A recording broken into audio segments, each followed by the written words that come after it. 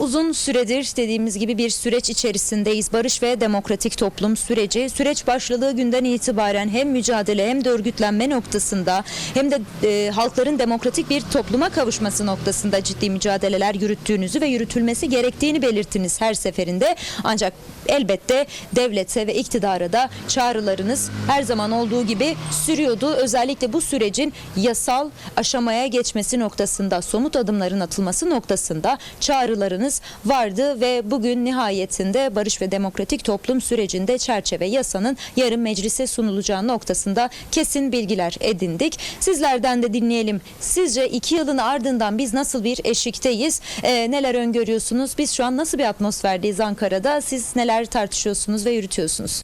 Aslında 2 yıllık bir süreç değil, 100 yıllık bir sürecin geldiği noktadayız. 1984'ten beri de sürdürülen amansız bir mücadelenin getirdiği noktadayız. Bu yüzden kurulan masayı, çıkarılmak istenen yasayı ya da geldiğimiz süreci bu mücadelenin bir ürünü, bir kazanımı olarak, bir sonucu olarak görmek gerekiyor. Yani aynı zamanda Türk devletinin, Türkiye'deki bu devleti idare eden hükümetin bu mücadelenin sonucunda bir masaya oturması olarak da görmek gerekiyor. Çünkü genel olarak sanki devletin bir lütfu gibi de okuyanlar var belli cenahlarda ya da işte hareketin geri çekilmesi olarak da okuyanlar var. Sanki devlet, hükümet durduk yerde bu masaya oturmuş gibi bir algı söz konusu. Oysa bu mücadelenin getirdiği bir yerdeyiz ve bunun yarattığı da bir beklenti üst düzeyde. Ama şöyle bakmak gerekiyor yarın meclise sunulacak yasaya ve sonrasına. Bugüne mücadeleyle gelindi ve bu yasa sadece bir kapıyı açacak. Sayın Öcalan'ın dediği gibi. Aslında onun tabiriyle söyleyeceksek 1000 kilometrelik yolun ilk adımını atacağız. Bundan sonrası esas bu mücadelenin belki de daha zorlu bir şekilde yürütüleceği bir döneme giriyoruz. Mücadele artık halkların sırtına kalıyor. Mücadele esas olarak artık demokratik mücadelenin güçlendirilmesine, meşru açık alandaki mücadelenin daha da ileri götürülmesine, yani barış meselesinin topyekün sahiplenilmesine kalıyor. Çünkü bir barış imzalanmıyor. Aslında bunun yolunu açan bir süreç başlatılıyor. Çok önemli bir adım. Yani beklentiler büyük. İşte herkesin beklentisi var. Hapishanede çocukları olanların, yakınları olanların beklentisi var. Sürgünde yakınları olanların beklentisi var. Aynı zamanda dövüşenlerin ailelerinin beklentisi var. Temennimiz bunların büyük çoğunluğunun karşılanması. Ama bu sadece yolun başı, bunu bilmek gerekiyor. Çünkü esas olarak şimdi bu mücadeleyi topyekun bir barış meselesini çözdüğümüz, Kürt sorununda demokratik bir barışın tamamen kurgulandığı, toplumsal bir barışın inşa edildiği bir döneme yürümemiz gerekiyor. Ve şunu herkes bilmek zorunda, bu mesele ya da yarınki yasa Kürt halkına yönelik bir yasa değil, Kürt halkının yasası da değil. Bu ülke tarihindeki önemli adımlardan biri. Ülkenin demokratikleştirilmesi diye bir derdimiz var. Bu baskı rejiminden çıkış, halkların sürece dahil olması gibi bir derdimiz var. O yüzden de artık nasıl ki Kürt sorunu Türkiye'de demokratikleşmenin bir sorunuysa, Kürt sorunu yönünde atılacak her adımda aslında demokratikleşme yönünde atılan bir adımdır. Bu yüzden de sorun artık ya da yarınki yasa bu ülkenin tamamını ilgilendiren bir meseledir, bir adımdır. Yoğun istişarelerle birlikte de aslında yasal çerçevenin hazırlanış sürecinin uzatıldığı bilgisine de vakıfız. Bundan da haberimiz var. Özellikle sizin de belirttiğiniz gibi bu süreçte aslında hem savaşın hem de mücadelenin yaşandığı bu süreçte yaşamlarını yitirenler, yakınlarını kaybedenler, siyasi tutsakların aileleri, özgürlük hareketinden gerillaların yakınları, bir bütünen aslında bu toplumda bu süreçten tırnak içerisinde mağdur edilmeye çalışan çalışılan halkların meselesi aslında bu durum. Dolayısıyla gelecek olan çerçeve yasa taslağının içerisinde de bu maddelerin olacağı ve bunlarla aslında onları da kapsayacağı maddelerin olacağı bekleniyor. Temelde hangi maddeler var ya da yok gibi bir soru sormaktan ziyade uzun istişarelerin sonucunda tartışılan konuların bu olmasının da büyük bir önem atfettiğini söylemek mümkün. Şu açıdan soruyorum aslında bu meseleyi de değerli Piroğlu. Bu kadar gecikti ancak iktidar her seferinde şöyle değerlendirmeler de vardı. Kendi lehine ya da kendi dayattığı yasaları aslında topluma, kamuoyuna sunmak ve bu süreci bu şekilde ilerletmek istenirken bir yandan da az önce bahsettiğim durumları esas alan ve toplumu demokratikleşmeye götürmek için mücadele edenlerin yaptığı bir istişare süreci de vardı. Dolayısıyla bu kadar uzamasının bir nedeni evet devlet tarafından atılmayan adımlar ve geri durma, bekletme haliyken bir yandan da bu diyebilir miyiz? Yani bu uzun uğraşların sonucunda da birçok taviz de verecek diyebilir miyiz bu adımları? Şimdi bakın, hiç kimse masaya tam bir mutabakatla oturmaz. Aslında masaya oturan iki taraf, yani yıllardır mücadele halinde olan, savaş halinde olan iki taraf masaya oturdu. Ve doğal olarak herkesin bir takım beklentileri var. Barıştan anladığı var, çözümden anladığı var ve buradan toplumsal ya da grupsal çıkarları, beklentileri var. İktidarın beklentileriyle bizim beklentilerimiz aynı değil ve bunu peşinen görmek gerekiyor. O yüzden süreç iktidarın kendi beklentilerini dayatmaya çalıştığı, bizimse halkların çıkarlarını ve taleplerini reel kılmak için bu süreçte gerçek hale getirmek için mücadele ettiğimiz bir süreç olarak gelişti. Bu yüzden bu kadar sürmesi ve uzun sürmesi, buraya kadar gelmesi gerekti. Çünkü iktidarın beklentisi kayıtsız bir barış imzalama, Kürt halkıyla kucaklaşmaktan öte bir şey. Sonuçta devletin kendine ait hesapları var. Bu hesapların ne olduğunu uzun süredir anlatıyoruz. Buna karşı itirazlarımız da var. Onlar terörsüz Türkiye tarifi yaptılar. Bizse demokratik toplumsal barış süreci tarifi yaptık ve doğal olarak da biz demokrasiyi savunurken onlar sadece silah bırakmayı anlatmaya çalıştılar. Ama masada güçler konuştu. Bundan sonra da güçler konuşacak. Burada şunu özellikle vurgulamak gerekiyor. Barış meselesi iktidarın iki dudağına bırakılacak kadar hafif bir sorun değil. Barış meselesi toplumun meselesi. Barış meselesi bu ülkenin topyekün hepsinin meselesi. Ekmek meselesi gibi, ekonomi meselesi gibi, özgürlük meselesi gibi bir mesele barış meselesi. Ve bu yüzden barış konusunda atılacak her adım toplumsal mücadeleyle güçlenecek.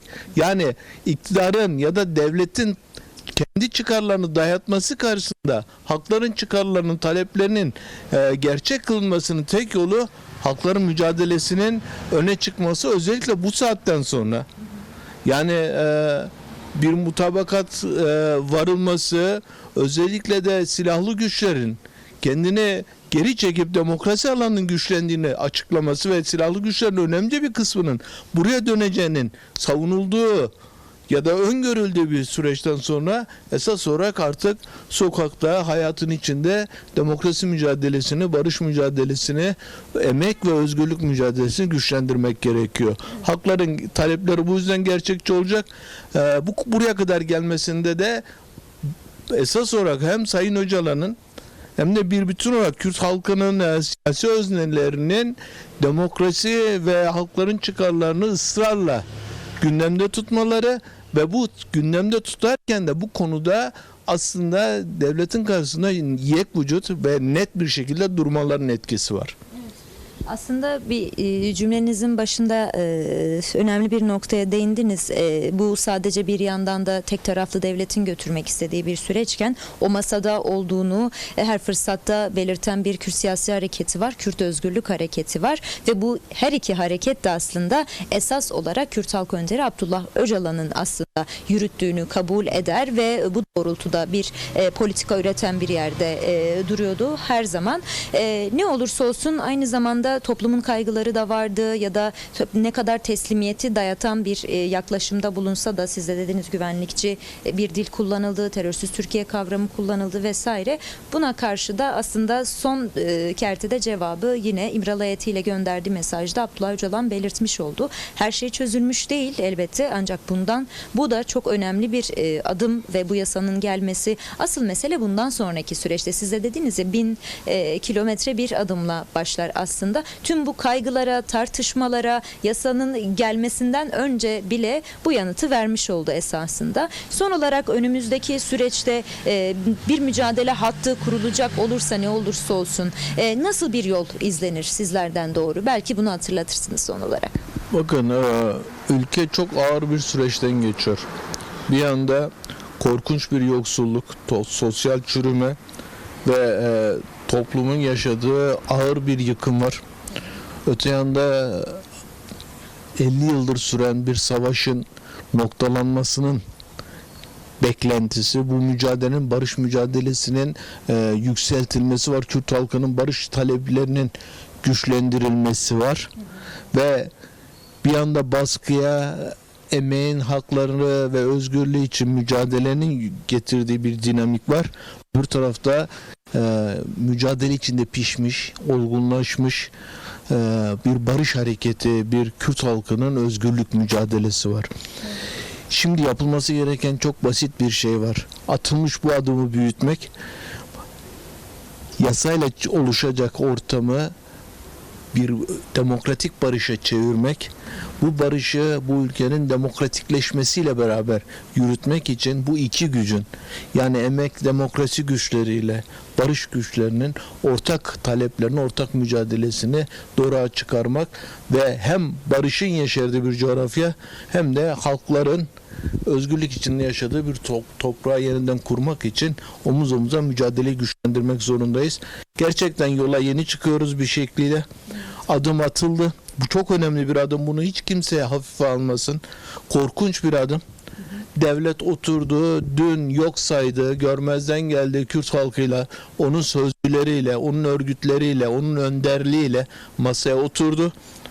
Ve bir anlaşma zemini yaratmak zorunda kaldı. Bu kavramı özellikle kullanıyorum, zorunda kaldı. Yenemediği için zorunda kaldı. Aslında bundan sonrasını getirmek gerekiyor. Bu aynı zamanda şunu gösteriyor bütün halklara, mücadele eden, direnen, örgütlü duran, omuz omuza veren kazanıyor. Bu aslında bunun göstergesi. Bundan sonra iş bize düşüyor. İş bir bütün olarak Türk halklarına ve sosyalistlere, demokrasi güçlerine düşüyor. Kürt halkına düşüyor. Beraber bunu güçlendireceğiz ve yükselteceğiz. Çok teşekkür ediyoruz katkılarınızdan dolayı. Sağ olun.